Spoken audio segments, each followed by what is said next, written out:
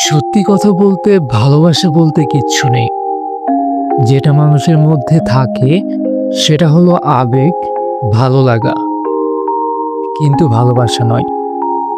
যাকে তুমি নিজের সবটা দিয়ে ভালোবাসবে সে আসলে তোমার ভালোবাসাটা বুঝবে না কখনোই। প্রথমে সবকিছু অনেক ভালোই চলবে, কিন্তু দিনের পর দিন মানুষটি পরিবর্তন হতে থাকবে।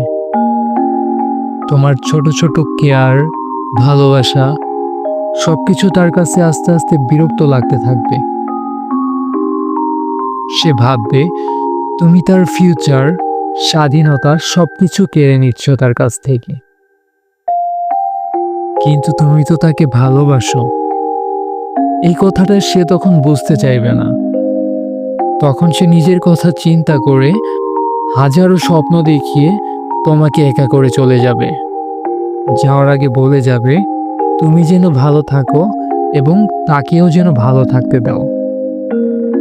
কিন্তু তুমি তাকে বোঝাতে পারবে না যে তুমি তাকে ছাড়া ভালো থাকতে পারবে না কখনোই।